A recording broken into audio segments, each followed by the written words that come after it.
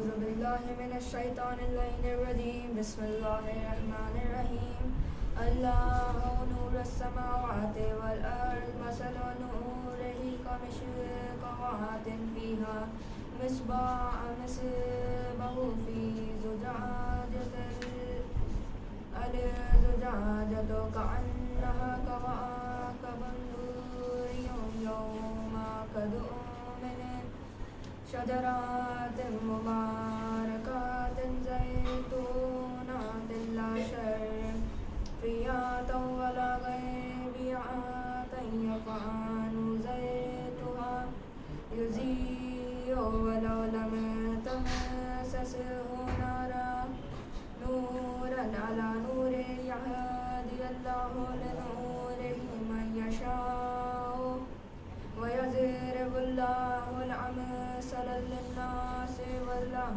بكل شيء عليم في بيوت أذن الله أن ترفع ويذكر فيها اسمه يسبح له فيها بالغدو والعصر رجال لا تلهيهم تجارة ولا بيع عن ذكر الله إقام الصلاة وإيتاء الزكاة يخافون يوما تقلب فيها القلوب والأبصار ليجزيهم الله أحسن ما عملوا ويزيدهم من فضله والله يرزق من يشاء بغير حساب والذين كفروا أعمالهم كسراب بقيعة يحسبه الظمآن ماء حتى إذا جاءه لم يجده شيئا وجد الله عنده فوفاه حسابا والله سريع الحساب صدق الله العلي العظيم. اللهم صل على محمد وآل محمد وعجل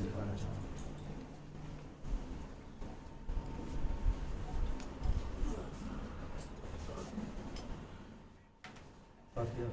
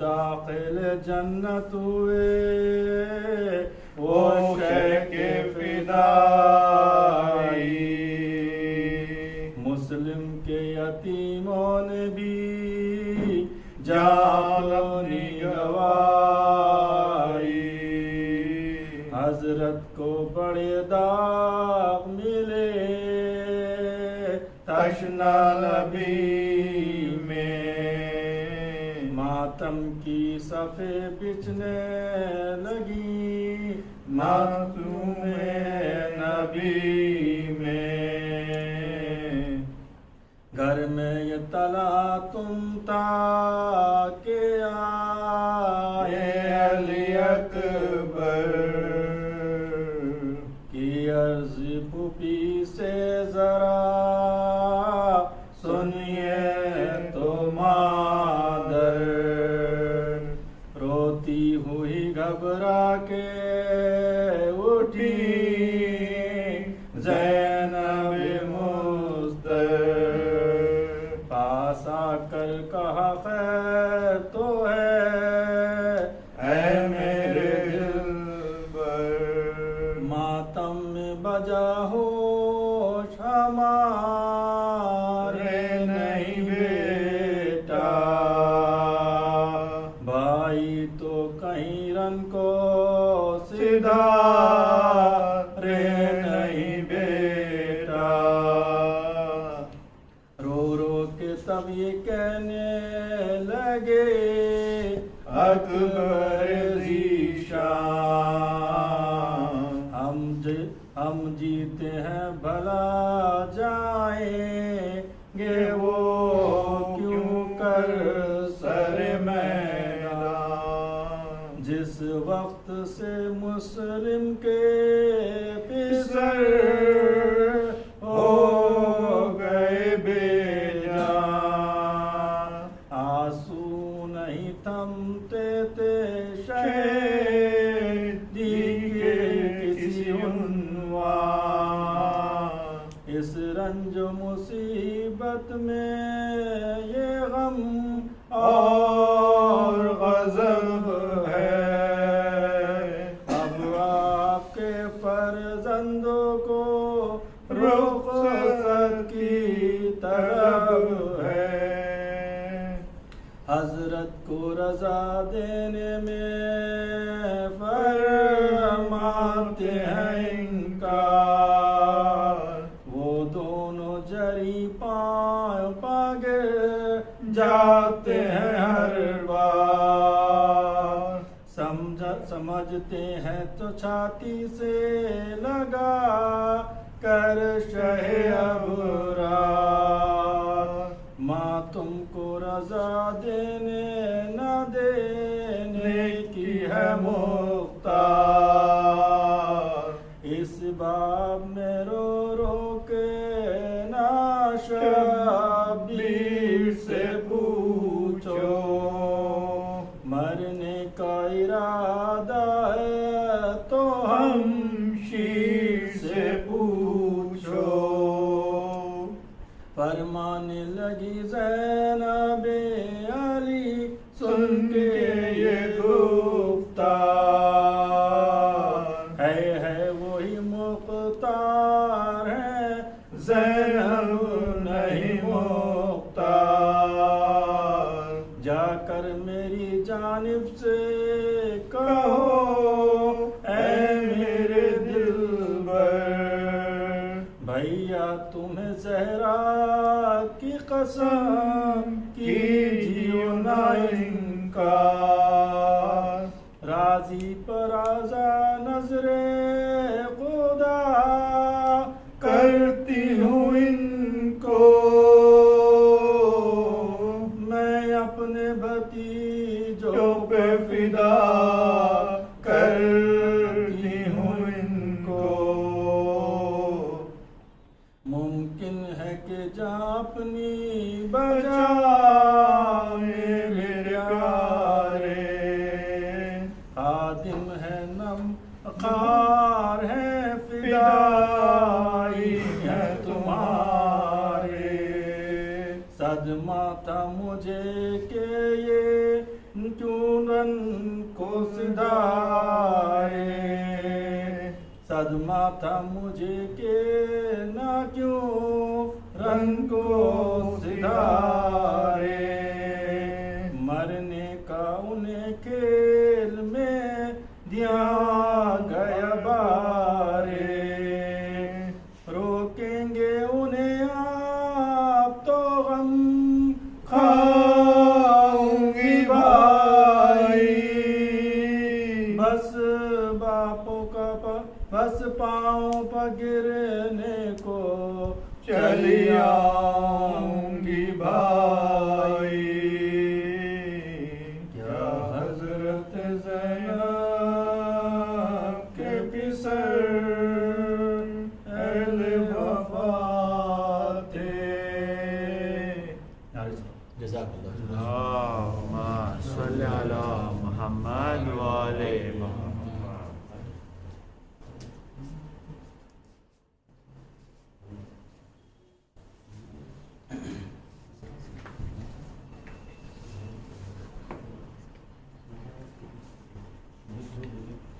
حسین حسین حسین حسین حسین حسین یا حسین حسین الغریب الغریب الحسین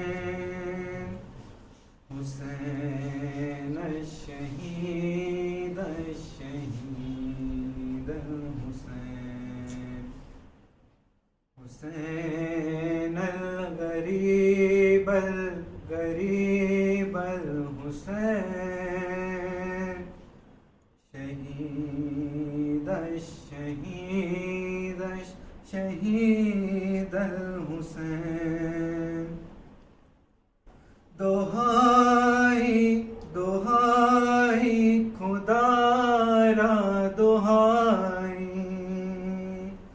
یہ دشت بلا میں ہے کیسی تباہی بہایا ہے کس نے یہ خون محمد قیامت یہ دائی ہے کس نے الہی جوانوں بزرگوں کو مارا گیا ہے شہیدوں میں شامل ہے ننھا سپاہی حسین الغریب الغریب الحسین حسین الشہید الشہید الحسین کیا جشن برپا یوں اہل حواس نے شہیدوں کے لاشوں پہ ڈنکے بجائے جلا ڈالے آل محمد کے خیمے سکینہ کے منہ پر تماچے لگائے جو بیمار تھا اس کا بستر نہ چھوڑا نبی زادیوں پر بھی درے چلائے حسین الغریب الغریب الحسین حسین الشہید الشہید الحسین اٹھی اپنے مرکز سے بنت محمد سیاہ شب کی چادر میں چہرہ چھپا کر گئی کربلا میں تو اس نے یہ دیکھا ہے بوسیدہ اڑتے میں ایک لاش بے سر، بدن سارا تیروں سے چلنی پڑا ہے، لہو میں ڈوبا ہوا سارا بے کر، حسین الغریب الغریب الحسین، حسین الشہید الشہید الحسین۔ تڑپ کر وہ چلائی شبیر بیٹا، لہو میں نہائے ہو سر بھی جدا ہے، تبر کس نے مارے ہیں سارے بدن پر، یہ تیروں پہ کس نے جنازہ رکھا ہے، کہاں ہے میرا لال عباس بولو، میں پوچھوں گی اس سے یہ کیسے ہوا ہے، حسین الغریب الغریب الحسین، شہید الشہید الشہید الحسین۔ اللہم صلی علی محمد وآل محمد محمد وآل محمد صلوات۔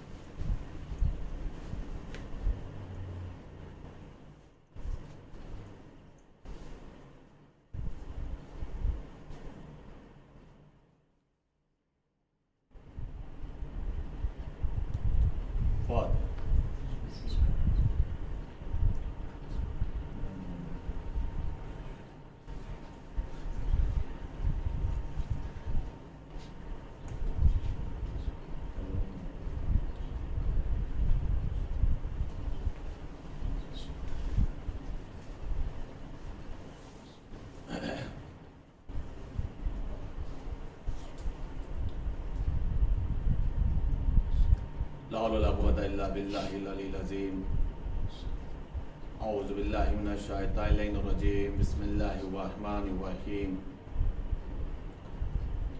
الحمد لله رب العالمين والصلاة والسلام على أشرف الأنبياء والمرسلين سيدنا ونبينا وشفيع ذنوبنا وطبيب نفوسنا مولانا مولى الكونين امام المشرقین والمغربین جد الحسن والحسین حبیب الہ العالمین ابی القاسم محمد اللہم صلی علی محمد وآل محمد وعلی بیتہ الطیبین الطاہرین المعصومین المظلومین المنتخبین المنتجبین اما بعد فقد قال اللہ تبارک و تعالی فی القرآن الکریم وهو اصدق القائلین وقولہ الحق بسم اللہ الرحمن الرحیم والعصر ان الانسان لفی خسر الا الذین آمنوا وعملوا الصالحات وتواصوا بالحق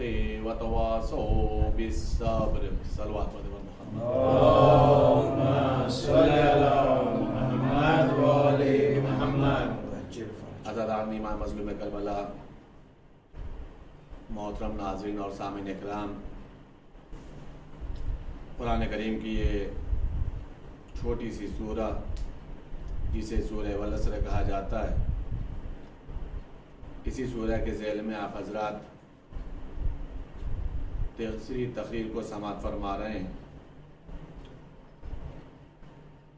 کہ جس کے اندر خداوند عالم ارشاد یہ فرما رہا ہے قسم ہے عصر کی، انسان نقصان میں ہے، انسان خسارے میں ہے۔ اس کے بعد اللہ کہہ رہا وہ لوگ جو ایمان لے آئے ہیں اور عمل صالح کیے ہیں اور حق کی وصیت کرتے ہیں، صبر کی وصیت کرتے ہیں۔ یہ وہ علامتیں ہیں، یہ وہ نشانیاں ہیں کہ جو کامیاب لوگوں کی ہیں۔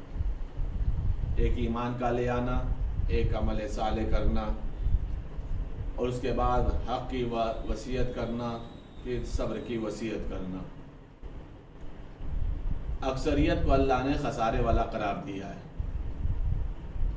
زیادہ تر انسان نقصان میں، اور اس کے بعد اللہ کہہ رہا ہے اللہ کا جو لفظ آتا ہے وہ مستثنیٰ کے لیے آتا ہے، یعنی اکثریت میں سے جدا کیا جائے۔ بالکل آسان سی آیت جو آپ سب کے ذہن میں ہے، قُلْ لَا أَسْأَلُكُمْ عَلَيْهِ أَجْرًا إِلَّا الْمَوَدَّةَ فِي الْقُرْبَى۔ میرے پیغمبر آپ کہہ دیجئے ہم کچھ نہیں چاہتے، سب کا انکار ہو گیا۔ پھر کہا اللہ، یعنی یہ کہ اب ہمیں اگر اجر رسالت دینا ہے تو مودت اہل بیت دے دو، یا پھر اس سے بھی آسان پہنچا دوں کہ ہم جب کلمہ پڑھتے ہیں تو اکثریت کا انکار کرتے ہیں، لا الہ، کوئی خدا نہیں، کوئی خدا نہیں، تمام بتوں سے انسان براءت کر لیتا ہے، الا اللہ، ایک وحدہ لا شریک، سوائے اللہ کے۔ تو اس کا مطلب یہ ہوا ہے کہ جب خداوند عالم اکثریت کا انکار کرتی ہے اور اس کے بعد جب لفظ اللہ استعمال کرتا ہے خداوند عالم، تو پھر وہ مختصر والا معاملہ ہوتا ہے۔ الا الذین آمنوا وعملوا الصالحات، وہ لوگ جو ایمان لے آئے ہیں اور عمل صالح کرتے ہیں، حق کی وصیت کرتے ہیں اور صبر کی وصیت کرتے ہیں۔ اس کا مطلب یہ ہے کہ زیادہ تر انسان نقصان میں ہے، صرف اور صرف ایک اقلیت ہے، مختصر افراد ہیں، چھوٹی سی ایک جماعت ہے جس کے اندر یہ کوالٹی اور یہ علامتیں پائی جاتی ہیں کہ وہ ایمان بھی لاتے ہیں، عمل صالح بھی کرتے ہیں، حق کی وصیت بھی کرتے ہیں اور صبر کی بھی وصیت کرتے ہیں۔ ہماری جو گفتگو چل رہی ہے وہ عقیدہ اور عمل کے سلسلے سے چل رہی ہے۔ میں لگاتار ایک بات عرض کر رہا ہوں کہ عقیدہ وہی عقیدہ مستحکم ہے جو قرآن کے مطابق ہو۔ عقیدہ کا قرآن سے ہٹ کر کے ہے تو پھر وہ عقیدہ صحیح عقیدہ نہیں ہے، اور عمل بھی وہ ہونا چاہیے جو قرآن اور اہل بیت کے ذیل میں انسان انجام دیتا ہو، یعنی اہل بیت کو آئیڈیل اور نمونہ عمل مانتا ہو، تبھی جا کر کے وہ انسان کا عمل عمل صالح کہلائے گا۔ عزیزان گرامی، اگر انسان اپنا عمل یا اپنا عقیدہ قرآن اور اہل بیت کے ذیل میں رکھتا ہے، اس سانچے میں رکھتا ہے، اس سائے میں اپنی زندگی گزارتا ہے، تو معصوم کی حدیث ہے، معصوم کی حدیث ہے، آج ہی میں نے اس حدیث کو پڑھا ہے تو آپ کے نظر حدیث سماعت کر رہا ہوں، آج ہی میں نے اس حدیث کو پڑھا ہے کہ جس میں معصوم ارشاد فرمایا، اگر کوئی انسان، اگر کوئی شخص اپنی زندگی، اپنا عقیدہ، اپنا عمل قرآن اور سنت نبوی یعنی سیرت پیغمبر کے سائے میں اختیار کرتا ہے، یعنی عقیدہ اس کا قرآن کے مطابق ہو، اس کا عمل سیرت پیغمبر کے مطابق ہو، تو معصوم ارشاد فرما رہے کہ اس کا عقیدہ اور عمل اتنا مضبوط ہوتا ہے، اتنا قوی ہوتا ہے کہ ممکن ہے کہ پہاڑ میں زلزلہ پیدا ہو جائے لیکن اس کے ایمان پہ حرف نہیں آنے والا ہے۔ پہاڑ میں تزلزل پیدا ہو جائے گا، پہاڑ اپنی حرکت کر بیٹھے گا، لیکن اس انسان کے ایمان میں ذرہ برابر بھی حرف نہیں آنے والا۔ کب؟ جب وہ قرآن اور سنت نبوی، سیرت پیغمبر اور آل پیغمبر کے تحت میں اپنا عقیدہ رکھے گا اور اپنا عمل رکھے گا۔ اس چیز کو بہت ہی انسان غور و فکر کرے۔ توجہ چاہ رہا ہوں، اسی عقیدے کے اوپر گفتگو کرنی ہے تاکہ ہم اسی مجلس حسین کے ذریعے سے کم اپنے عقیدے کو مستحکم کر سکیں۔ اور ہمارے پاس کوئی ذریعہ بھی نہیں ہے، کہ جس کے ذریعے سے ہم اپنے قوم کے چھوٹے بچوں تک صحیح عقیدوں کی تعلیمات پہنچا سکیں۔ یہ صدقہ ہے بی بی زینب کا فرش عزا بچھا کر کے کہ پوری کائنات میں صحیح عقیدوں کی تعلیمات پہنچ جا رہی ہے۔ غور فرما رہے عزیزان گرامی، اب آپ محسوس کرے گا کہ عقیدے کا مفہوم کیا ہے، صحیح عقیدہ کہاں سے ملے گا، صحیح عقیدہ کسے کہا جائے گا، اور ممکن ہوا اگر وقت رہا تو میں یہ بھی بتاؤں گا انشاءاللہ تعالی آج کی مجلس میں کہ اگر صحیح عقیدہ آ گیا، ہم صحیح عقیدے کے مالک ہو گئے، الحمدللہ ہیں، اللہ کر اسی پر ثابت قدم بھی رہیں، کہ جو صحیح عقیدے کا مالک ہو گیا، صحیح عقیدے پہ زندگی گزارا، تو ایسا مطمئن نہ ہو جائے کہ وہ یہ سمجھے کہ اب اس کے عقیدے کو خطرہ نہیں ہے. اور فرمان عزیزان گرامی، عقیدہ کا صحیح ہو جانا اور صحیح عقیدے کو اختیار کر لینا یہ کمال ہے، لیکن اس سے بڑا کمال یہ ہے کہ اسی صحیح عقیدے پر انسان انتقال کر جائے. اس لیے کہ صحیح عقیدوں کے ہی لوگ دشمن ہیں، باقی تو سب خود ہی مسئلہ طے کر چکے ہیں. جو دشمنیاں ہیں وہ صحیح عقیدے کے ہی اوپر منحصر. توجہ چاہ رہا ہوں. اب مسئلہ یہ کہ صحیح عقیدے کا سورس کیا ہو، کیسے انسان صحیح عقیدہ حاصل کرے. توجہ چاہ رہا ہوں، بہت ہی نازک گفتگو. صحیح عقیدہ کیسے حاصل ہو؟ خود امام زمانہ عجل اللہ تعالی فرجہ الشریف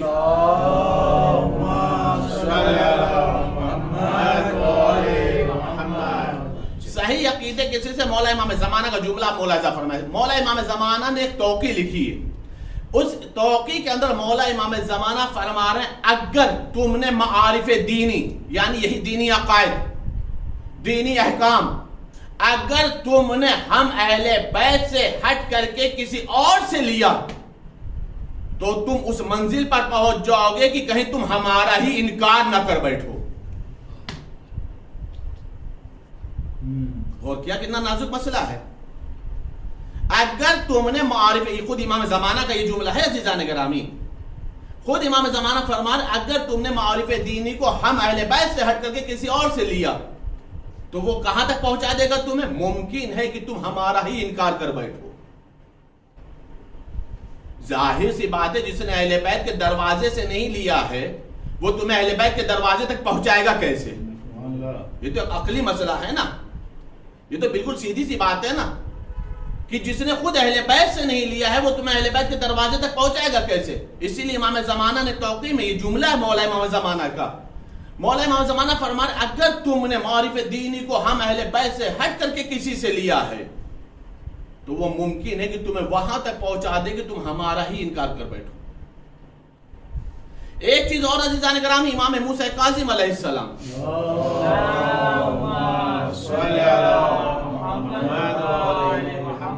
جلدی جلدی ایک دو باتیں پیش کرو تاکہ یہ ایک مقدمہ بن جائے اور میں سمجھا سکوں کہ حقیقی عقائد کیا ہیں، صحیح عقائد کیا ہیں، اور یہ سورس آف عقائد جو ہمیں ملیں گے، صحیح عقائد ملیں گے، کہاں سے ملیں گے، کیسے ہم اس سے وابستہ رہ سکتے ہیں. اگر صحیح ہو گیا تو کیا وہ پہاڑ سے زیادہ مضبوط ہو گیا نا، اور اگر اس نے اہل بیت سے ہٹ کر کے کہیں سے لیا تو کیا ہوا؟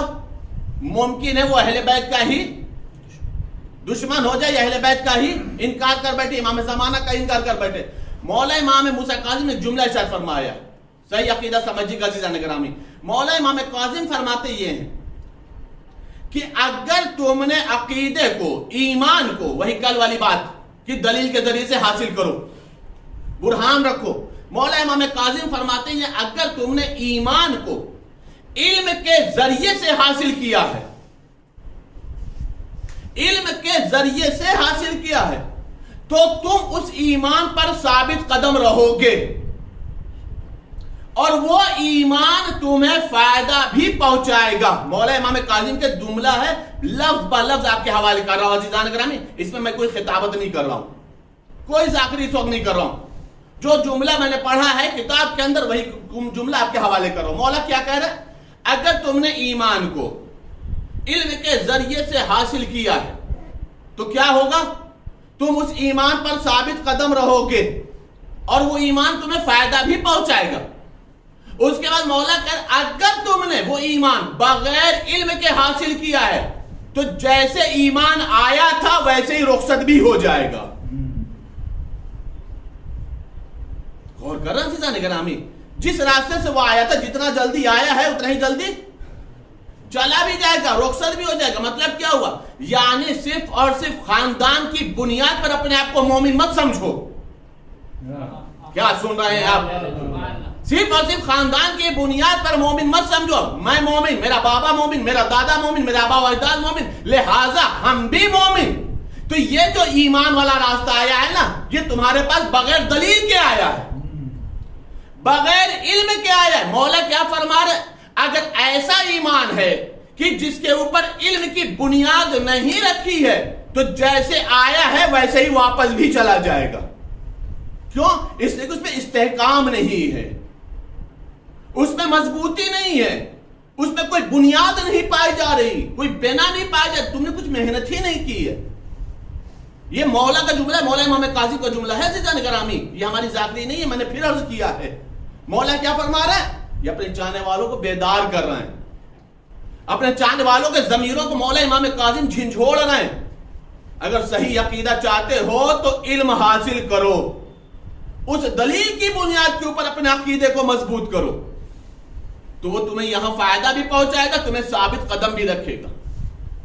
اس کے بعد مولا امیر المومنین جملہ ارشاد فرما رہے ہیں، مولا امام امیر المومنین ارشاد فرما جناب کمیل کو مخاطب کر کے، جناب کمیل کتنے باعظمت صحابی ہیں، اور یہ تو مولا کا کرم ہے کہ جس نے اس سے علم حاصل کیا تو انہی کے نام کی مولا نے دعا بھی منسوخ کر دی۔ یہ مولا کا کرم ہے کہ مولا کے پاس ہے، مولا دعائے خضر تعلیم کر دیجئے، مولا نے تعلیم کیا تو چونکہ معلم با کمال تھا، متعلم کے اندر ظرف تھا، علم حاصل کرنے کی صلاحیت تھی، تو مولا نے کہا چونکہ تم نے ایک علم کے باب کو کھولا ہے، دعا میں تعلیم کروں گا، نام تمہارا دے دوں گا۔ غور فرما رہا؟ تو مولا امیر المومنین سے نے جناب کمیل سے جملہ ارشاد فرمایا، مولا فرما رہے کمیل جب بھی کسی چیز کی ضرورت ہو تو تم ہم ہی سے مانگو، اگر تمہارا تعلق صرف ہم سے رہے گا تو تم ہمارے اہل بیت میں سے ہو جاؤ گے۔ ایک صلوات پڑھ دے محمد و آل محمد۔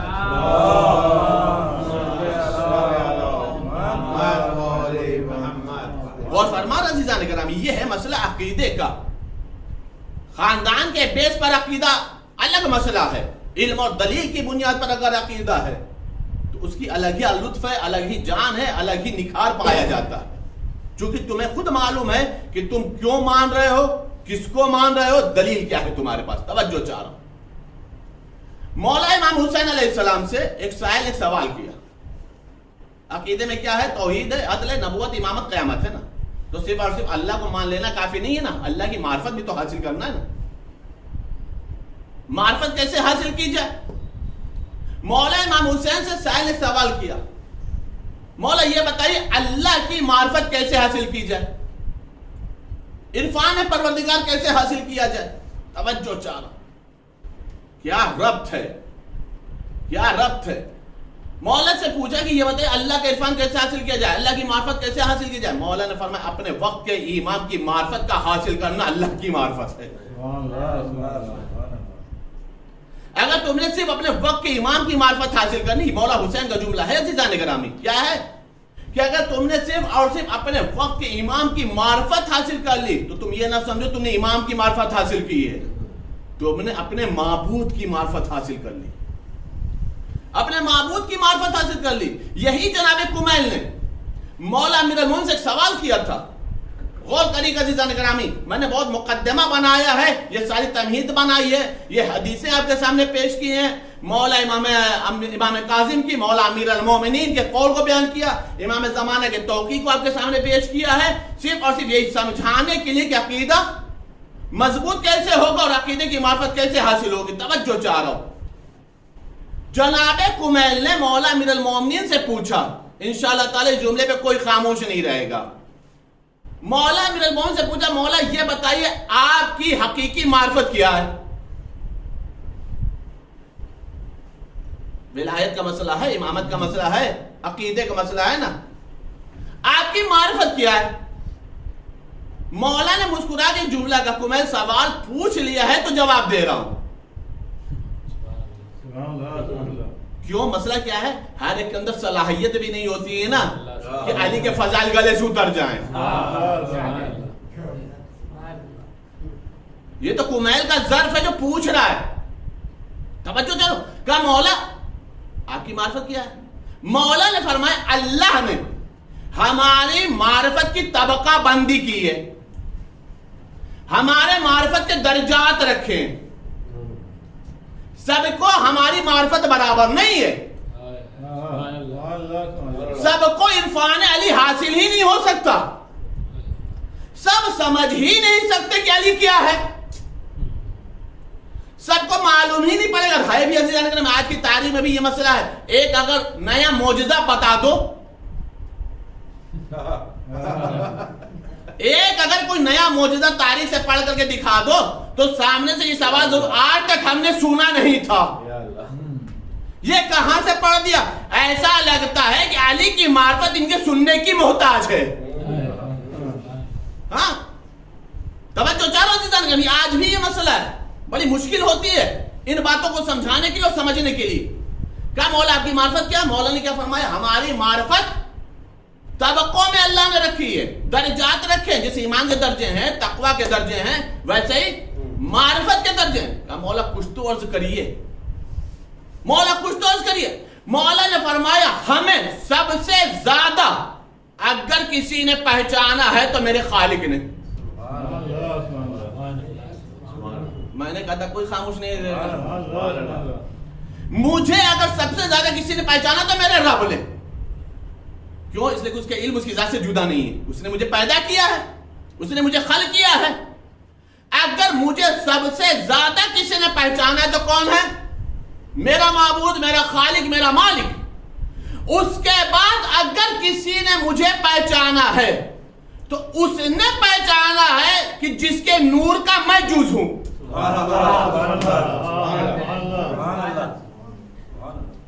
جس کے نور کا میں جز ہوں. مطلب کون ہے؟ خاتم النبین, انا والی من نور الواحد. میں اور علی ایک ہی نور کے ہیں, ایک ہی نور کے دو ٹکڑے. تو سب سے زیادہ کس نے پہچانا؟ اللہ نے. اور اس کے بعد کس نے پہچانا؟ وہ جس کے نور کا میں جز ہوں, جس کے نور کا ایک حصہ میں ہوں. اس کے بعد ایک تیسرا طبقہ آیا, تیسرا طبقہ آیا. مولا فرما رہے یہ تیسرا طبقہ انبیاء کا ہے. تیسرا طبقہ انبیاء کا ہے. قسم سے عرفان کی گفتگو ہے, آپ اس بات کو محسوس کریے گا. تیسرا طبقہ کس کا ہے؟ انبیاء کا ہے. لیکن سارے انبیاء نے بھی مجھے ایک برابر نہیں پہچانا. سارے انبیاء کی بھی معرفت میرے متعلق سارے انبیاء کی بھی معرفت ایک برابر نہیں. سب کے سب سیم نہیں ہیں, سب ایک جیسے نہیں ہیں. اس کے بعد مولا نے فرمایا کمیت, اللہ نے کسی نبی کو کوئی بھی انعام و اکرام و منصب نہیں دیا, لیکن ہر نبی کو اتنا ہی دیا جتنا اس نے میری معرفت حاصل کی. جتنا اس نے میری معرفت حاصل کی. مطلب سمجھے, مطلب یہ ہے کہ اگر کوئی نبی ہے تو وہ صرف نبی ہے, کوئی رسول ہے تو وہ نبوت سے بڑھ کے رسول بنا, اگر کوئی رسول ہے تو اس کے آگے بڑھ کر کے اولو العزم پیغمبر بنا.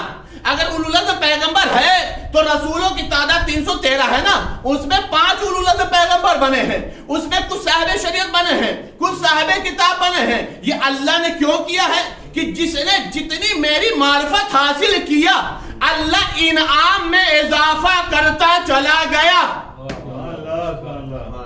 اللہ انعام و اکرام میں اضافہ کرتا چلا گیا. معیار کیا بنا؟ علی کی معرفت, امیر المومنین کا عرفان. جس نبی نے جتنا عرفان حاصل کیا اللہ نے اتنا ہی انعام میں اضافہ کیا, اتنا ہی منصب میں اضافہ کیا, اتنا ہی عہدے میں اضافہ کیا, اتنا ہی اس کی وسعت عطا کرتا چلا گیا. کیوں کیا؟ اس لیے کہ اس نے علی کے عرفان میں اپنے اندر اضافہ پیدا کیا. اب سمجھ میں آیا قرآن کریم میں خداوند عالم نے تیسرے پارے میں کیا کہا ہے؟ تلک الرسولو فضلنا بعضهم علی بعض. ہم نے بعض رسولوں کو بعض پر فضیلت دی ہے. یہ فضیلت کسی اور بیس پہ نہیں ملی ہے, علی کی معرفت کی بنیاد کے اوپر اللہ نے عطا کی ہے. ایک صلوات والے پر محمد و آل محمد. اللہم صلی علی محمد و آل محمد. اور حیدری یہ اللہ نے علی کی معرفت کی بنیاد پر رسولوں میں فضیلتیں رکھی ہیں, اور کوئی مسئلہ ہی نہیں ہے. بھیجا اسی نے ہے, رسول اسی نے بنائے, تو مسئلہ کیا تھا؟ جس نے جتنی فضیلت صاحب فضیلت بنا ہے، بیس ہے امیر المومنین کی معرفت. عزیزان گرامی، آپ ایک روایت سنتے رہتے ہیں، ایک روایت اور ایک حدیث سنا کرتے ہیں اکثر و بیشتر، اسی سے ملتی جلتی ایک اور حدیث ہے. جو روایت سنتے رہتے ہیں وہ کیا ہے، جو حدیث سنتے رہتے ہیں وہ یہ ہے کہ ہمارے شیعہ ہماری فاضل طینت سے خلق کیے گئے. جو ہمارے شیعہ ہیں کس چیز سے خلق کیے گئے ہیں؟ جو ہمارا بچہ ہوا خمیر تھا. اس میں تو ہم آپ کے فضائل پڑھ رہے ہیں بھائی، اس میں تو ہم اپنے اور آپ کے فضائل پڑھ رہے ہیں. اب تو کوئی چپ نہیں رہے گا. کیا ہے کہ ہمارے شیعہ کس چیز سے خلق ہوئے ہیں؟ ہمارے فاضل خمیر سے، فاضل طینت سے خلق ہوئے ہیں. کس چیز سے؟ یعنی ہمارا رشتہ خلقت کے اعتبار سے جڑا ہوا ہے. سبحان اللہ، سبحان اللہ. ہمارا رشتہ خلقت کے اعتبار سے جڑا ہوا ہے. کیوں؟ اس لیے کہ ہم خلق کیے گئے ہیں کس سے؟ اس خمیر سے خلق کیے گئے، اس طینت سے خلق کیے گئے جو اہل بیت کا بچا ہوا حصہ تھا، جو فاضل طینت تھی. سبحان اللہ. مسئلہ سمجھ میں آیا؟ سب علی علی کیوں نہیں کہتے؟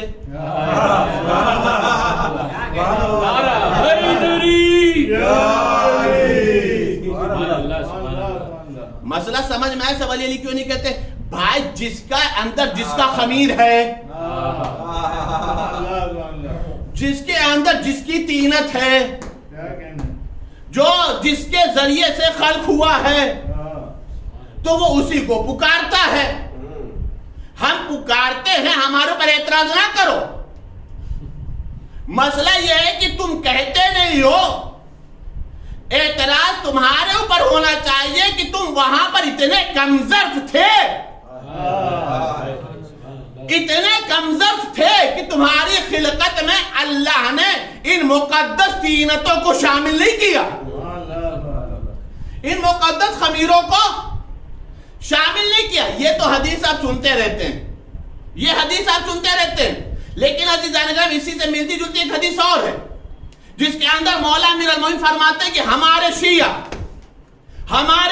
لفظ یاد رکھیے گا، ہم علی علی کیوں کہتے ہیں، ہم یا علی کیوں کہتے ہیں، ہم نعرہ حیدری کیوں لگاتے ہیں.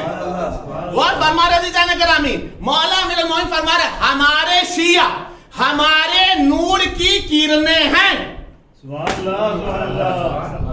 ہمارے شیعہ ہمارے نور کی کرنیں ہیں. اب سمجھ میں آیا ہم علی علی کیوں کہتے ہیں؟ عزیزان گرامی، کرنوں کا وجود ہے ہی جب تک وہ نور سے جدا رہے نہ ہونے پائیں، جب تک وہ نور سے جدا نہ ہونے پائیں. عزیزان گرامی، اگر کرنیں نور سے جدا ہو جائیں تو کرنوں کا وجود ختم ہو جاتا ہے. اسی طریقے سے اگر ہم علی و حسین سے جدا ہو جائے تو ہمارا وجود ختم ہو جائے. ایک صلوات پڑھیں پر محمد و آل محمد.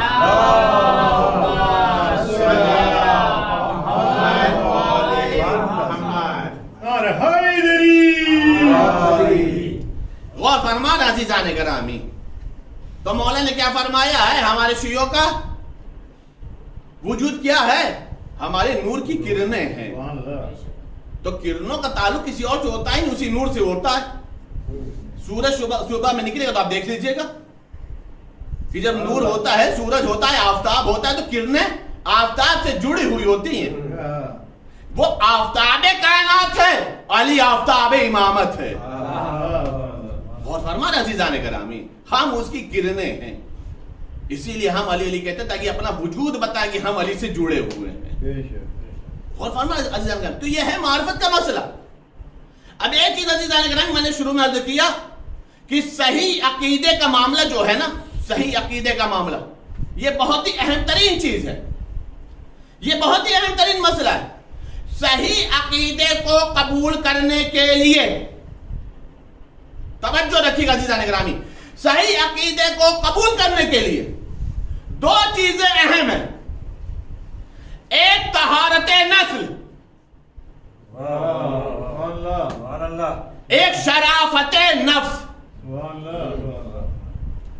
ایک نفس کا شریف ہونا، رذیل نہ ہونا، ذلیل نہ ہونا، گندا نہ ہونا. شرافت نفس، کچھ کہا جائے تو قبول کر لے، اسے کہتے ہیں شرافت نفس، اور ایک ہے طہارت نسل. مین مسئلہ ہے طہارت نسل کا، نسلی طہارت کا مسئلہ. اس لیے کہ جن کی ولایت کا مسئلہ ہے وہ آیت تطہیر کے مصداق ہیں. جن کی ولایت، جن کی امامت کا مسئلہ ہے، جن کی جانشین پیغمبری کا مسئلہ ہے، عصمت زہرا کا مسئلہ ہے، وہ آیت تطہیر کے مصداق ہے. اور آیت تطہیر میں اللہ نے پہلے ہی کہہ دیا نجاستیں دور ہیں. تو جو نسلی نجس ہوگا، جو نسلی طہارت نہیں رکھتا ہوگا، وہ چاہتے ہوئے بھی ولایت کو قبول نہیں کر سکتا. اور اگر نسلی طہارت ہے، ہو سکتا ہے آثار اور زمانے نے اسے آلودہ کرنے کی کوشش کیا ہو، لیکن اگر شرافت نفس ہے تو اسے قبول کر لے گا. توجہ ہے؟ اب روایت سنیے. آیت اللہ شیخ محمد تقی بہجت نے اس واقعے کو نقل کیا ہے. آیت اللہ شیخ محمد تقی بہجت نے اس واقعے کو نقل، میں نے کتاب میں پڑھا، اس کے بعد میں آپ کے سامنے پیش کر رہا ہوں. آیت اللہ بہجت کہتے یہ ہیں کہ ایک جگہ ہے نجف اشرف میں عراق کے اندر، جہاں پہ دریائے دجلہ اور دریائے فرات کا سنگم ہوتا ہے. شرافت نفس، طہارت نفس یاد رکھیے گا تو میں بات کو پہنچا پاؤں گا. دریائے دجلہ اور دریائے فرات کا سنگم ہوتا ہے، ملاپ ہوتا ہے. اس جگہ کو مقام مسیب کہتے ہیں. جگہ کا نام ہے مقام مسیب. ایک مولا امیر المومنین کا زائر ہے جو نجف اشرف جاتا ہے مولا کی ہر شب جمعہ زیارت کے لیے. اللہ سب کو زیارت کربلا مولا، زیارت نجف اشرف، تمام باتیں علیہ ذات نصیب فرمائے. وہ ہر شب جمعہ کو جاتا ہے.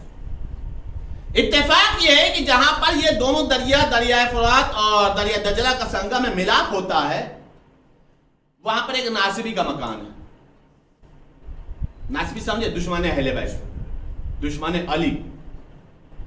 وہ ان کو پہچانتا ہے، یہ جو جا رہے شب جمعہ زیارت کرنے کے لیے زائر مقدس شخصیت. تو یہ جو جاتے ہیں ہر شب جمعہ کو زیارت کرنے کے لیے، تو اس ناصبی کو موقع ملتا ہے. موقع کیا ملتا ہے؟ کہ اپنی بھڑاس نکالنا، جو بھی دل میں ہے بول دینا. کبھی اس کی زیارت پر انگلی اٹھاتا ہے، کبھی اس کی زیارت کرنے کے اوپر انگلی اٹھاتا ہے. کچھ نہ کچھ نکتہ چینی، تان، سب و ستم، مصیبت، ایسے چیزیں بولتا ہے جو اس کا دل دکھے. لیکن یہ بیچارہ محبت کے ساتھ آسانی سے سر جھکا کے چلا جاتا ہے. ایک دفعہ جا رہا تھا یہ زیارت کرنے کے لیے، شب جمعہ تھی. ناصبی اپنے دستور کے مطابق وہاں پہ کھڑا تھا کہ جائے گا ضرور. لیکن جب جانے لگا تو ایک مرتبہ آج ناصبی کچھ الگ ہی تیور میں تھا. اس نے اس کو تو برا کہا ہی، ساتھ ہی ساتھ مولا امیر المومنین کی شان میں نازیبہ الفاظ کہے. اب تو حد ہو گئی. گستاخیاں کی. لفظ یاد رکھیے گا، شرافت نفس، طہارت نسل. گستاخیاں کی، نازیبہ الفاظ کہے. وہ بیچارہ سر جھکا کر کے روتا ہوا چلا گیا. لیکن آج جب پہنچا ہے شب جمعہ میں زیارت کرنے تو مولا کی زیارت کیا. زیارت کرتے کرتے بے دھڑاک رو رہا، دہاڑے مار مار کے رو رہا. اور روتے روتے اس نے کچھ نہیں کہا، صرف ایک جملہ کہا، مولا ابھی تک میں اپنی توہین برداشت کر رہا تھا، ابھی تک جو مجھے بولا جا رہا تھا میں برداشت کر رہا تھا، لیکن آج اس نے آپ کی شان میں گستاخی کر دی ہے، مجھ سے برداشت نہیں ہوا. مولا آپ مولائے کائنات ہو، مختار کائنات ہو، آپ کا قبر کے اندر بھی وہی جلال ہے، وہی اختیار قدرت ہے جو زمین کے اوپر تھا. مولا اسے بدلہ کیوں نہیں لے لیتے؟ اس کو ختم کیوں نہیں کر دیتے؟ اس کو سزا کیوں نہیں دے دیتے؟ مجھے اپنے گستاخی کی سزا نہیں چاہیے، جو آپ کی شان اس نے گستاخی کی ہے اس کی سزا چاہیے. عزیزان کریں، پہلے روک ایک جملہ عرض کرو.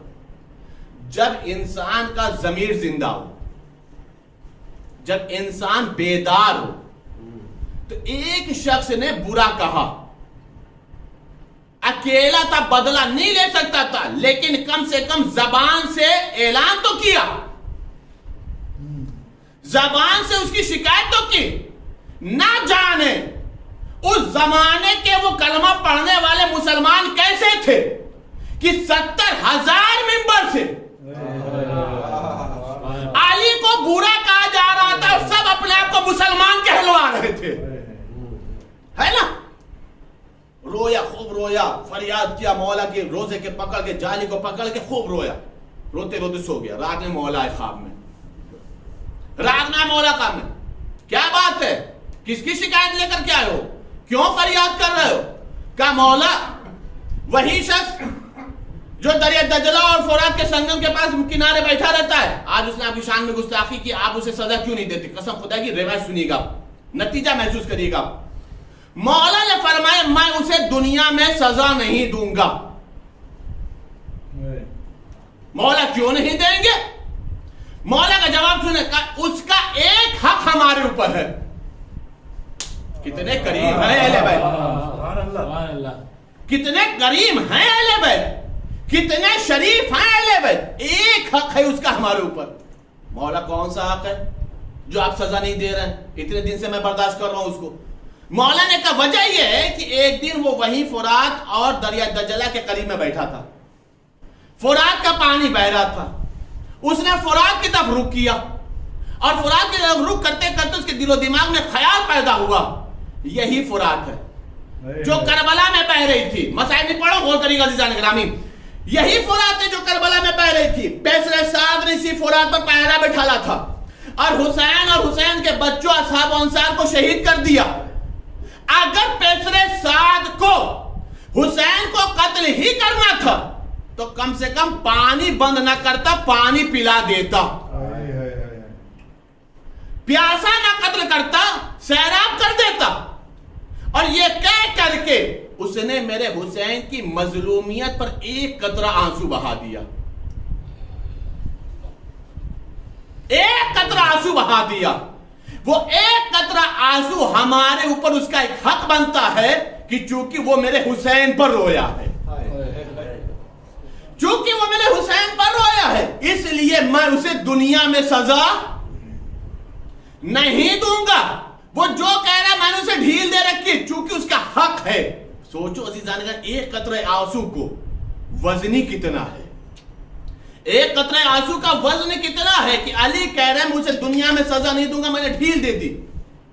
سمجھ گیا، مولا کا میسج مل گیا، مولا کا پیغام مل گیا، خواب سے بیدار ہو گیا. جب خواب سے بیدار ہوا، زیارت کیا، صبح روانہ ہو گیا، رخصت ہوا. ناصبی کھڑا تھا، ناصبی کھڑا تھا. ایک مرتبہ آیا اور آنے کا دیکھ جملہ کا آگے زیارت کر کے کہا ہاں، کہتے تو ہماری شکایت بھی کی ہوگی، ہماری بھی شکایت کی ہوگی. کہاں شکایت کیا تھا؟ کہا پھر کیا ہوا؟ دیکھو نا میں تمہارے سامنے کھڑا ہوں. کہاں شکایت کیا تو علی نے جواب بھی دیا. شکایت کیا ہے تمہاری تو علی نے جواب بھی دیا. کہا کیا جواب دیا؟ اب اس ظاہر امیر المومنین نے وہ پورا خواب بیان کر دیا، وہ پورا واقعہ بیان کر دیا جو علی نے خواب میں بتایا تھا، جو علی نے خواب میں بتایا تھا. جب اس نے پورا واقعہ بیان کیا تو ایک مرتبہ وہ ناصبی چکر میں پڑ گیا، تعجب میں آ گیا. جس وقت یہ بات ہوئی تھی، جب یہ واقعہ رونما ہوا تھا، جب اس وقت میرے ذہن میں سوال پیدا ہوا تھا، جب میں فرات کے کنارے بیٹھا تھا، کوئی نہیں تھا، کوئی نہیں تھا، میں اکیلا تھا. اور میں نے یہ بات کسی سے شیئر بھی نہیں کی ہے، میں نے کسی کو بتایا بھی نہیں ہے. آخر میرے خیالوں کا علم علی تک پہنچا کیسے؟ میرے فکری سوالات علی تک پہنچے کیسے؟ جیسے ہی علی کے علم کا اسے یقین ہوا، ایک مرتبہ ظاہر کے آگے ایک جملہ کا، مجھے علی ولی اللہ پڑھوا دو، مجھے علی ولی اللہ پڑھوا دو. عزیزان گرامی بات سمجھ میں آ گئی. قسم سے ناصبی تھا، ناصبی تھا، ناصبی تھا، لیکن ایک علی کے خواب، ایک علی کے علم پر اسے یقین ہو گیا تو آ گیا اس دائرے میں جو دائرہ ولایت ہے. اس کلمے کو پڑھ لیا جو کلمہ ولایت ہے. کیوں پڑھ لیا؟ مسئلہ یہ تھا، ناصبی ضرور تھا لیکن طہارت نسل بھی تھی، شرافت نفس بھی تھی. ایک صلوات پڑھ دو محمد و آل محمد.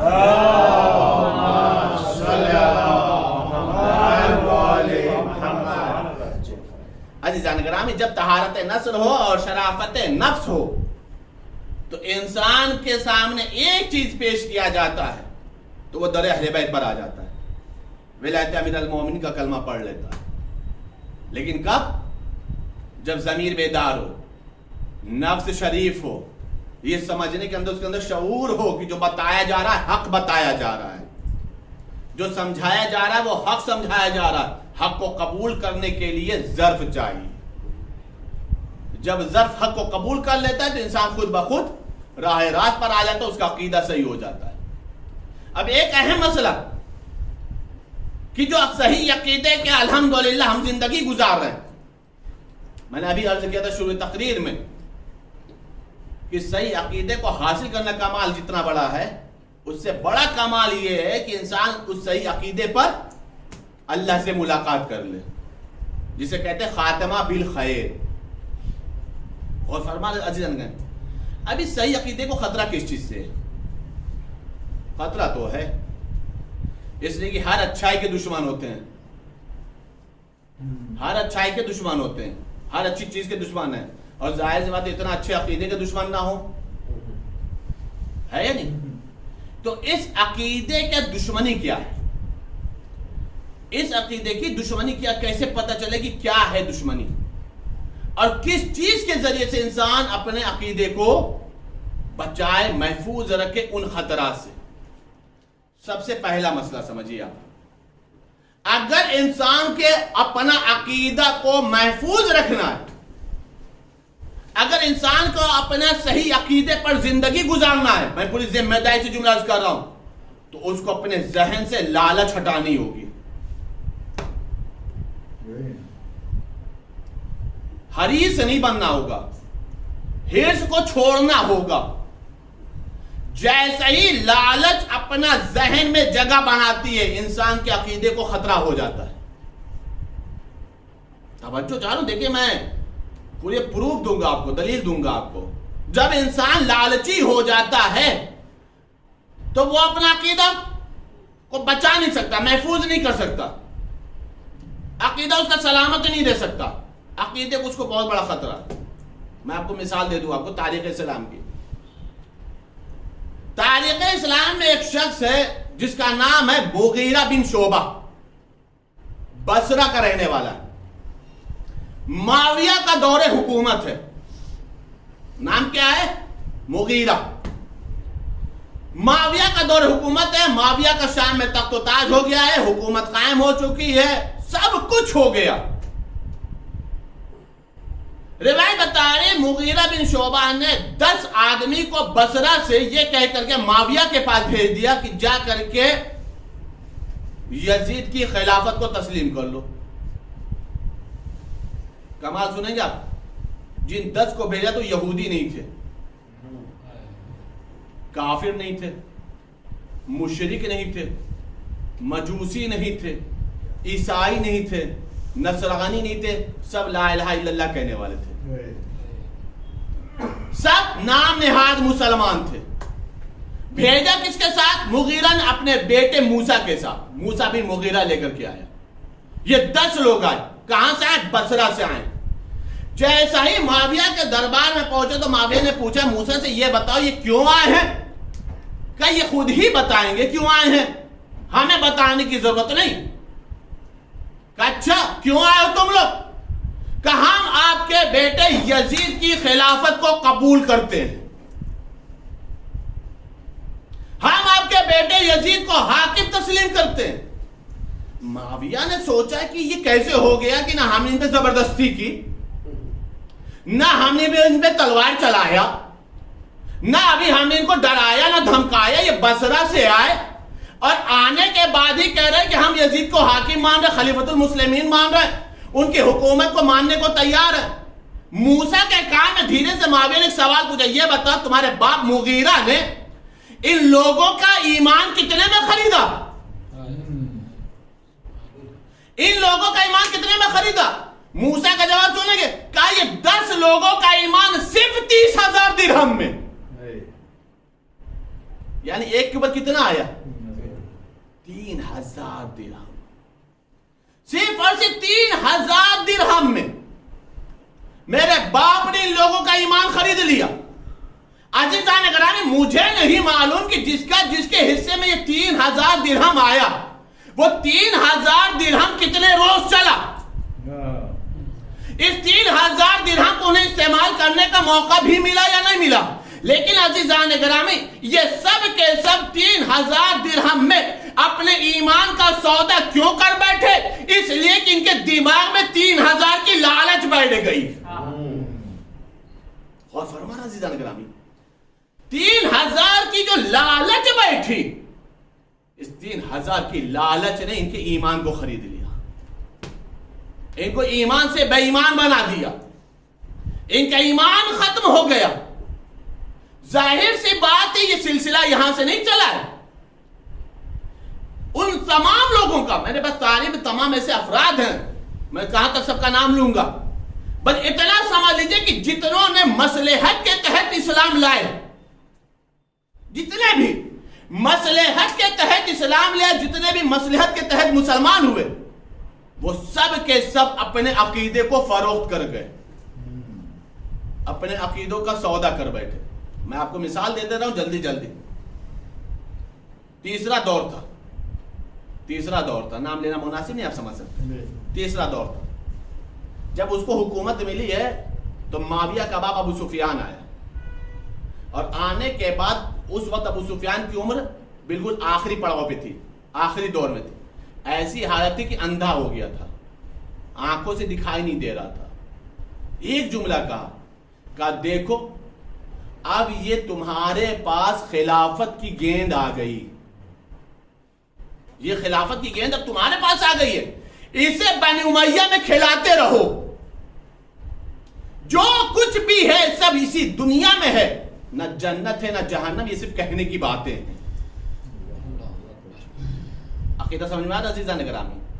جب انسان اپنا عقیدہ فروغ کرتا ہے تو یہی بولتا ہے. جو 61 ہجری میں یزید یہ کہہ رہا تھا کہ نہ وحی آئی نہ قرآن آیا، یہ بنی ہاشم کا کھیل تھا، یہ ان کا ڈھونگ تھا. عزیزان گرامی یزید ایسا ہی نہیں بول رہا تھا، چونکہ اس کے رگوں میں ابو سفیان کا خون دوڑ رہا تھا. اور فرمان عزیزان گرامی اسی لیے وہ ان صحیح عقائد کا مذاق اڑا رہا تھا.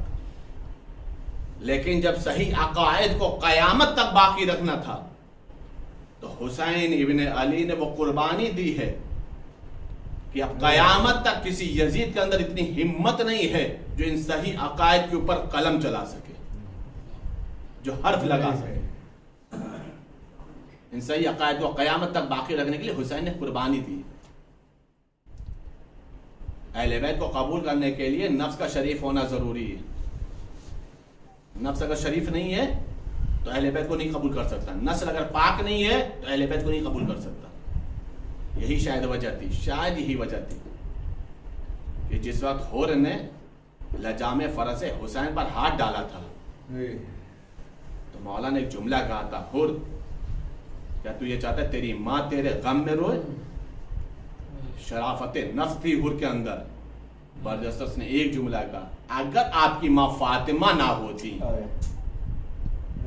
تو میں بھی آپ کو ایسے ہی جواب دیتا جیسے آپ نے مجھے دیا. شاید یہ حر کا احترام سیدہ ہی تھا جس نے لشکر یزید سے نکال کے لشکر حسین تک پہنچا دیا. غور کرنا عزیزان گرامی، شاید یہ حر کی شرافت نفس تھی جس نے زہرا کا احترام کیا. کب ہوئی تھی ملاقات؟ جب حسین راستے میں تھے، حور کا لشکر پیاسا تھا. روایت بتا رہی ہے کہ ایسے تھے کہ ان کی زبانیں منہ سے باہر تھی، ان کا بس چلتا تو وہ اپنی زبانوں کو دانت سے کاٹتے. جانور تک پیاسے تھے. اور حور آ گیا تھا، 1000 کا لشکر تھا. جیسے مولا نے دیکھا کہ لشکر حور آ رہا، پیاسا ہے، جہاں بلب ہے ہلاک ہو جائے گا، تو مولا نے قافلے کو وہیں روک دیا اور ایک جملہ کہا، بھیا عباس مشک کے دہانے کھول دو، مشکیزوں کے دہانے کھول دو. کہا کیوں؟ کہا لشکر حور پیاسا ہے، سب کو پانی پلاؤ. اور ہاں بھیا عباس، ان جانوروں کی بھی پیاس بجھانی ہے. دیکھو جانور بتا نہیں سکتے کہ ان کی پیاس بجھی یا نہیں بجھی.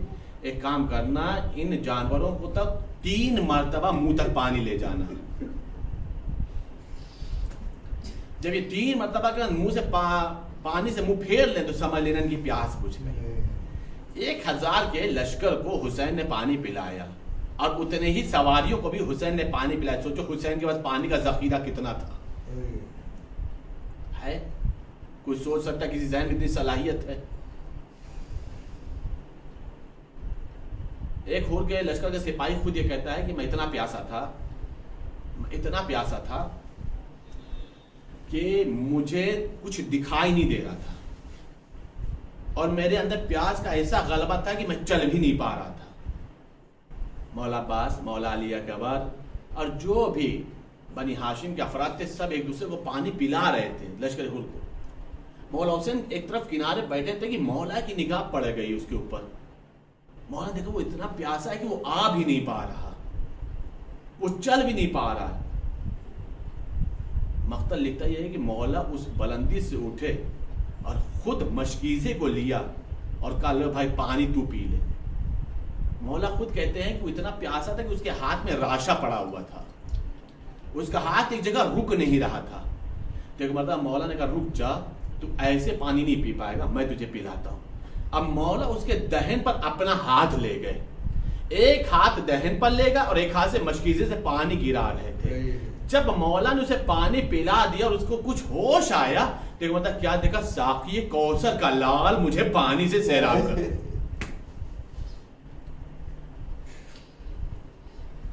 ساقی کوثر کا لال مجھے پانی سے سیراب کر رہا.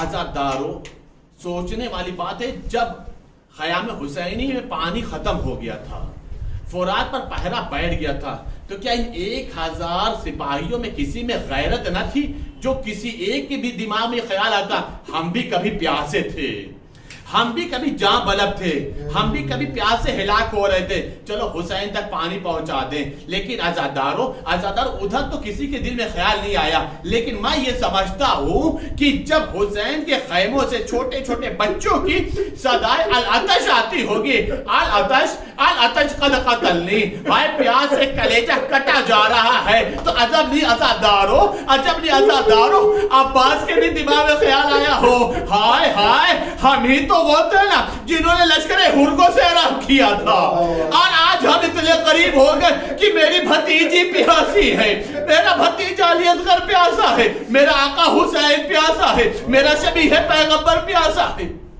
اللہ اکبر, اللہ اکبر. آزادارو غیرت جاگی ہے, جس کے اندر شرافت نفس تھی. وہ کون تھا؟ وہ حر تھا. غلام کہتا یہ کہ میں جب اپنے آقا کے پاس پانی لے کر کے آیا, آپ و دانہ لے کر کے, آقا یہ آپ و دانہ ہے, نوش فرما لو. تو ایک مرتبہ حر نے آپ و دانہ کو دیکھا, غلام کے چہرے کو دیکھا, غلام سمجھ گیا چہرے کا رنگ متغیر ہے, پیشانی پر بل پڑے ہوئے ہیں, چہرے کا رنگ بدلا ہوا ہے. کہ آقا خیریت تو ہے؟ کہ میں تجھے بتاتا ہوں. ایک مرتبہ ہن نے اپنے غلام کے ہاتھ کو پکڑا اور ایک نشیب کی طرف لے کر کے گئے, کان لگا کر کے سن, کچھ سنائی دیتا ہے. اس نے کہا ہاں ایسا لگتا ہے جیسے چھوٹے چھوٹے بچے کسی سے کہہ رہے ہائے پیاس مارے ڈالتی, ہائے پیاس مارے ڈالتی ہے, ہائے پیاس سے ہم ہلاک ہوئے جاتے ہیں, ہائے پیاس سے ہمارا کلیجہ چھلنی ہوا جا رہا ہے. مولا نے جیسے ہی غلام نے دیکھا نا, ایک مرتبہ ہونے کا جانتا یہ کون ہے, یہی حسین کے چھوٹے چھوٹے بچے ہیں, یہ حسین کے چھوٹے چھوٹے بچے, ان کی پیاس کا سبب میں ہوں. ارے انہوں نے مجھے سیراب کیا تھا, ہم نے کیسا خیمے فرات کے کنارے سے ہٹا دیے. ایک مرتبہ غلام نے مجھے ارادہ کیا ہے کہ میں اپنے آپ کو جنت اور جہنم کے بیچ میں پا رہا ہوں, میں اپنے آپ کو جنت اور جہنم کے بیچ میں پا رہا ہوں. مطلب کہ میں اپنے آپ کو حسین کے حوالے کر رہا ہوں, جب میں نے تجھے آزاد کر دیا. غلام آگے بڑھا, آقا جب تک جہنم میں تھے اپنے ساتھ رکھا, جنت جا رہے ہو تو اکیلے جا رہے ہو, ہم آپ کا ساتھ نہ چھوڑیں گے. روایت بتا رہی غلام ساتھ میں ہو گیا, بھائی ساتھ میں ہو گیا, بیٹا ساتھ میں ہو گیا. یہ 4 لوگوں کا چھوٹا سا قافلہ حسین کے خیمے کی طرف جا رہا تھا کہ ایک مرتبہ ہن نے چپ لگا, بیٹا قریب آؤ, بیٹا قریب آئے, کیا بات ہے؟ کہ ایک کام کرو, میری آنکھوں پہ پٹی باندھو, میری آنکھوں پر پٹی باندھو, شکم اللہ, میری آنکھوں پر پٹی باندھو, میرا ہاتھ قیدیوں کی طرف باندھو. کہا کیوں؟ کہا یہی وہ ہاتھ تھے جس نے لجام فرض پر ڈالا تھا. یہی وہ آنکھیں تھی جنہوں نے حسین سے نظریں ملائی تھی.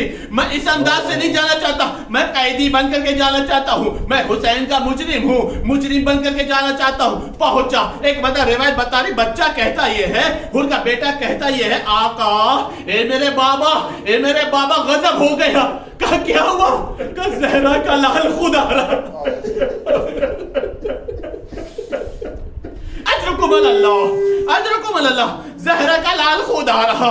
ایک بتا کہا بابا صرف وہی نہیں آ رہا, کب قمر بنی ہاشم عباس بھی آ رہا, شبیہ پیغمبر علی اکبر بھی آ رہا.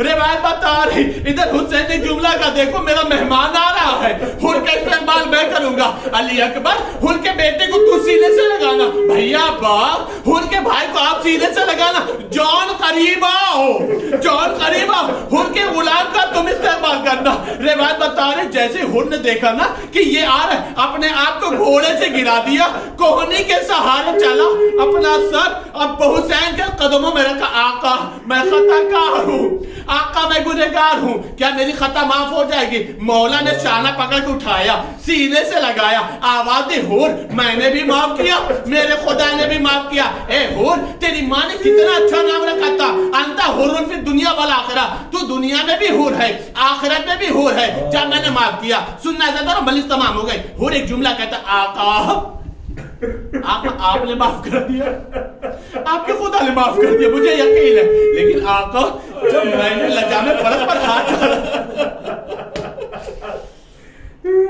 مجلس تمام ہو گئی. آقا جب میں نے لجام فرض پر ہاتھ ڈالا تھا نا, محمل میں بیبیاں تھی, چھوٹے چھوٹے بچے تھے, مجھے یقین ہو بچے سہم کر کے ماں کی آنکھوں سے لپٹ گئے ہوں گے. اے آقا جب تک وہ بیویاں اور وہ بچے مجھے معاف نہ کریں گے تب تک میں اپنے آپ کو خطا کار سمجھوں گا. ایک بتا حسین نے حر کو لیا اور خیمہ زینب کے در پر آئے, آواز دی اما فضا جا کر میری ماں جایا زینب سے کہہ دو حر معافی مانگنے کے لیے آیا ہے. جیسے ہی فضا نے کلام پہنچایا, حسین کا پیغام پہنچایا, ایک مرتبہ اندر سے فضا کی آواز آئی, حر مبارک ہو, علی کی بیٹی نے تجھے سلام کہا, رسول کی نوازی نے سلام کہا, عباس کی شہزادی نے سلام کہا, حسین کی ماں جایا نے تجھے سلام کہا. جیسے ہی سلام پہنچانا, ایک مرتبہ حر نے تماچے مارے, ہائے ہائے علی کی بیٹی اتنی غریب ہو گئی, ہائے ہائے رسول کی بیٹی اتنی غریب ہو گئی کہ اب گنہگاروں کو سلام کہلوا رہی ہے, گنہگار معافی مانگ رہا ہے, خطاکار معافی مانگ رہا ہے, اور بطول کی بیٹی مجھے سلام کہلوا رہی ہے. ابھی وہ سوچ ہی رہا تھا, پیچھے مڑ کر کیا دیکھا, حسین رو رہا. پیچھے مڑ کر دیکھا تو کیا دیکھا, حسین رو رہے. کہ آقا آپ کیوں رو رہے ہیں؟ مولا نے جملہ کا حور, ارے حسین شرمندہ ہے, حسین شرمندہ. کہ آقا کیوں شرمندگی کی بات کرتے ہو؟ کہ اے حور, ارے کل تو دشمن بن کر کے آیا تھا تو میں نے تجھے پانی کے شربت سے سیرا کیا تھا.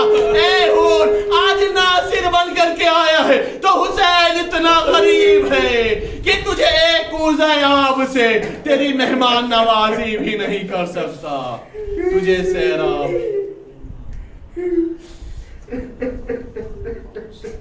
سیعلم الذین ظلموا ای منقلب ینقلبون انا للہ و انا الیہ راجعون.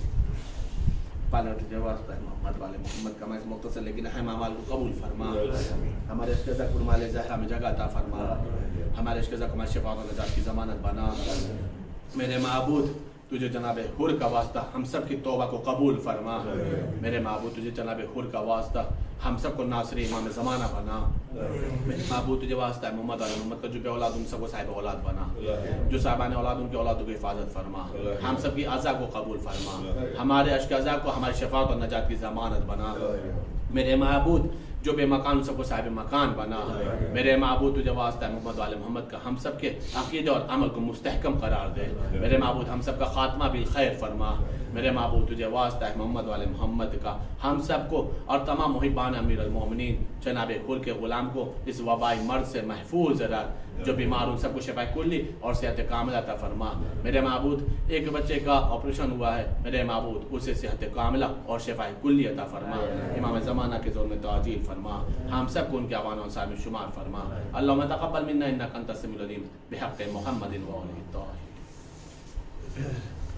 Hussein, Hussein, Hussein, Hussein, Hussein, Hussein, Hussein,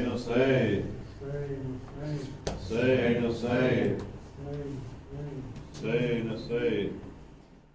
علم عباس کا شاہ کا تازیہ سجایا جا رہا ہے.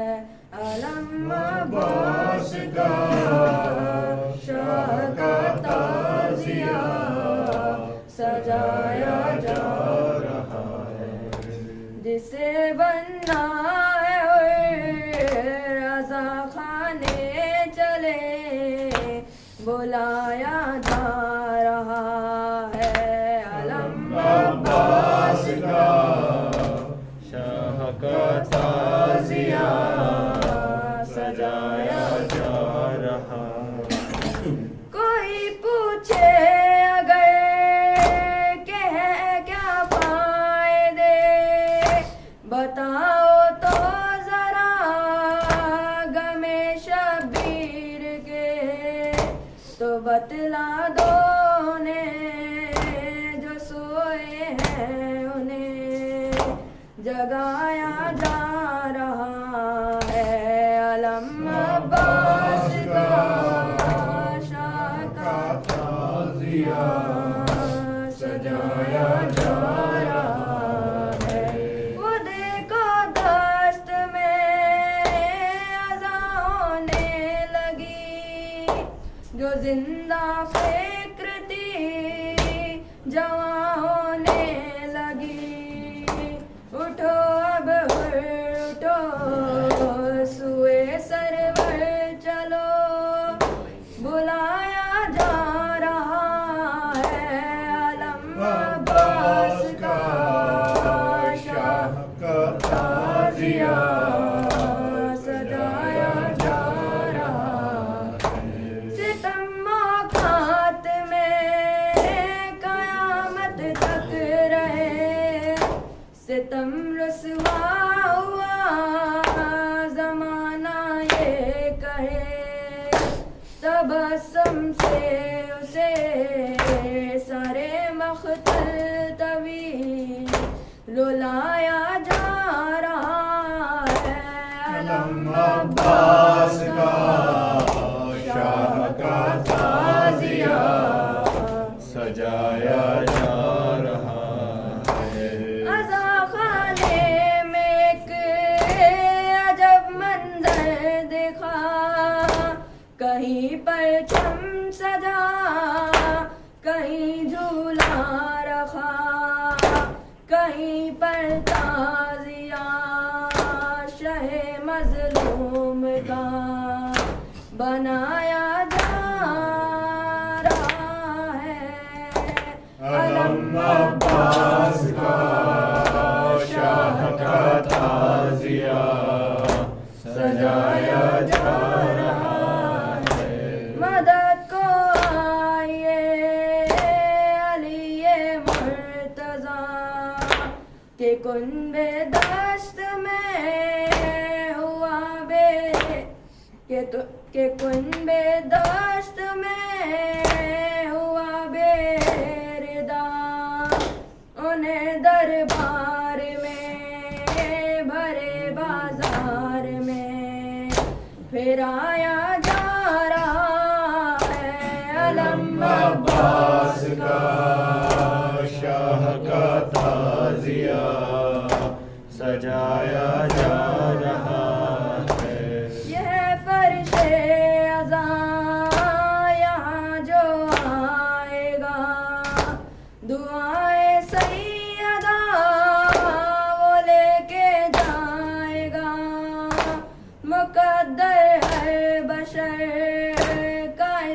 दरबार में बनाया जा रहा है अलम अब्बास का शाह का ताजिया सजाया जा रहा है। कहीं पे हाज़री कहीं नज़रे इमाम, कहीं लंगर लुटे कहीं पानी का जाम। जो प्यासा है उसे बुला कर देखिए पिलाया जा रहा है अलम अब्बास का शाह का ताजिया सजाया जा रहा है। हर एक जर्रे पे है उदासी का समा, कहीं मजलिस में शायदी का बयान, कहीं पर मरसिया शहे मजलूम का सुनाया जा रहा है अलम अब्बास का शाह का ताजिया सजाया जा रहा है। जैसे बनना है और अज़ा खाने चले बुलाया जा रहा है अलम अब्बास का शाह का ताजिया सजाया जा रहा है। कभी जिंदा से सकीना ये सदा देती है, अरे आए हो कब्र पे मेरी तो जरा बैठो तो। मेरे बाबा के आज़ादारो मेरा हाल सुनो। कौन हूँ किस की यतीमा हूँ मैं ये जानते हो, तुम तो अपनों में हो रुतबा मेरा पहचानते हो। आए हो कब्र पे मेरी तो जरा बैठो तो। मेरे बाबा के आज़ादारो मेरा हाल सुनो। आए हो कब्र पे मेरी तो जरा बैठो तो। मेरे बाबा के आज़ादारो मेरा हाल सुनो। आज रोजा है जहाँ कल था वही एक जिंदा, ऐसा जिंदा के लरस जाती ती रूहे इंसान। तुम जो आते हो तो पल भर को ये घर लगता है, वरना जिंदा से मुझे आज भी डर लगता है। आए हो कब्र पे मेरी तो जरा बैठो तो। मेरे बाबा के आज़ादारो मेरा हाल सुनो। पाओ जख्मी है मेरे आज भी जख्मी सर है, दूर जख्मों से हूँ कुर्ता भी रहूं मैं तर। दरो दीवार पे मंजर वही लहराएगा, अरे गौर से देखो मेरा खून नजर आएगा।